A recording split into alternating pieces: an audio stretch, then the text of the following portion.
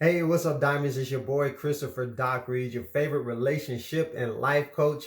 Out here one more again telling you what your father didn't tell you and your mother did not know. Listen, let's get into it. So listen, this is a common scenario that I hear all the time from my clients. So you're dating a great guy, all right? You got out of the relationship with the narcissist. You are free. This guy treats you like a queen.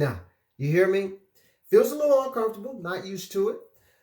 But then the narc comes back, starts lurking around, starts the hoovering, sending you the messages, liking your pictures, all of that. And before you know it, the narc is professing his love, telling you how much he wants you back, how,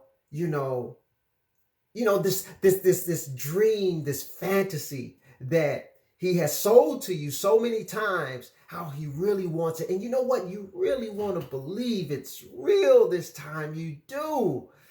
It's the same old story. You've heard it again. You've heard it again. Nothing has changed. None of the chapters have changed. It's all the same. But you really want to believe it. And so what you do is you tell the good guy, you say, listen, I gotta just give it a chance, and you go back and it's cool for a little while, right? It is. But then it lasts just a little while. The change is temporary, just like the last 7 times, right? The devil has returned and now you are trapped. You're stuck back in hell where you had gotten out of. Listen, the narc only wants to disrupt your happiness. The idea of you being with somebody who's going to treat you like a queen is not going to allow him to sleep at night. Oh my God, no. Okay? Because somehow they have little antennas. They come up and they can sense your happiness. She's happy. She's happy. We miss disrupt. And so they come back. And the thing is, they can't let you leave. Why can't they let you leave? Well, it's like this. You know the story, okay? When Pharaoh decides to let the children of Israel go, okay? He tells Moses, take them and go. Right? That's my Pharaoh imitation. And so they leave. But then Pharaoh says, wait a minute. I think Pharaoh was a narcissist. I don't know. I don't have documentation, but it just seems, He says, wait a minute. I can't let them go. Who's going to make these bricks with no straw? So what does he do? He reneges on the agreement and he goes after them to take them back. This is what happens. Why? Because Pharaoh was losing his supply. All right?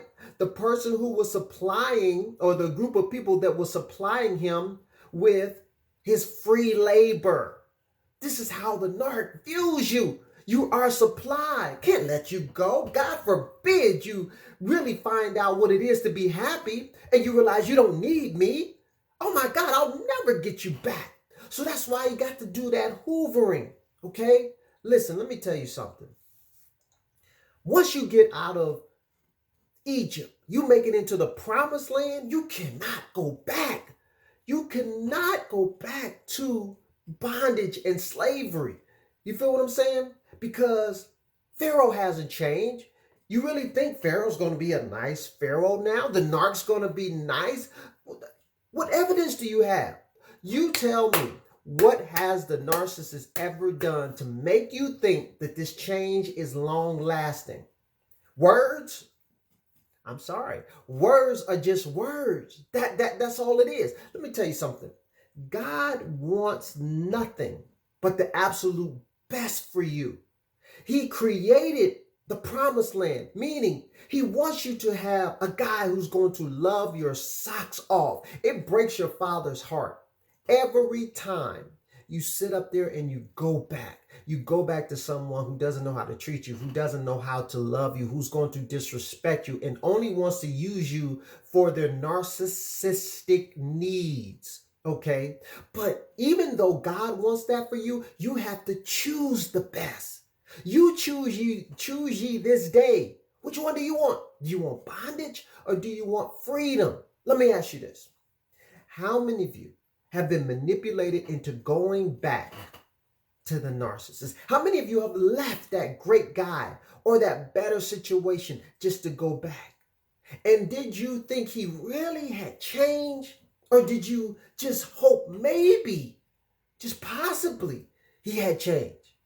Well, let me tell you something. For you to get help, it's drop dead simple. I mean, it couldn't be more simple. All you got to do is just go to my website, christopherreed.org. Just hit me up, okay? Let me share with you, all right, how coaching can help you to get out of Egypt and to stay in the promised land. This is what I love, okay? That's what I am the Harriet Tubman, okay, of helping women get out of these narcissistic relationships and bad situations and to get to freedom. That's my passion. So hit me up if that's what you need. Also, if you want to be a part of my next Empath group coaching, all right, it's going to be December 14th for 3 months. 3 months, all right? So listen, here's the deal though. Limited space. Only accepting 10 ladies, okay? Can't do more than that. So if you want to be considered for this, all right, first of all, what we're going to be talking about is secrets to getting out for good. Getting out of, like I said, being with a narcissist is like being in Egypt, being in slavery. Getting out for good. Also, breaking the chains of trauma bonding. Chains, okay? That's what keeps you bound, okay? And setting healthy boundaries so that you don't go back. See, it's one thing to get out. Oh, yeah, but that's only half the battle. You know this. If you've been in a relationship with a narcissist, you're an empath. But staying out, that is the key. You feel what I'm saying? So like I said, if you want to be considered for this, go to my website, Christopher Reed, hit me up, let me know why you think you should be considered for this group. Also, join me tonight, okay, and every Wednesday night, 9 p.m. Eastern Standard Time in my closed Facebook group for women only, all right, where we're talking about the topics that matter to you most, all right? So tonight, what are we talking about? We're talking about how to stop sacrificing your needs for his wants. How many of you doing that? Like, you know what? You need oxygen. If you don't have it, okay, just hold your breath. See how long you can do it, okay? You're going to die, but you will sacrifice your needs to give him what he wants. Oh, he just wants a glass of Kool-Aid. Okay, I'm going to stop breathing, all right, so that I can give you that glass of Kool-Aid. Okay, how many of you are doing this? All right, if you're doing this, you need to stop, and we're going to talk about it tonight. A whole hour. It's dialogue. It's chat back and forth. I'm taking your questions. I'm answering the whole 9 yards, okay? And if you love these videos, please subscribe. I do the videos for you. I love doing them. I come out here. I have a great time. Hopefully you do too. So I'm out of here, ladies. I'll talk to you later, and peace.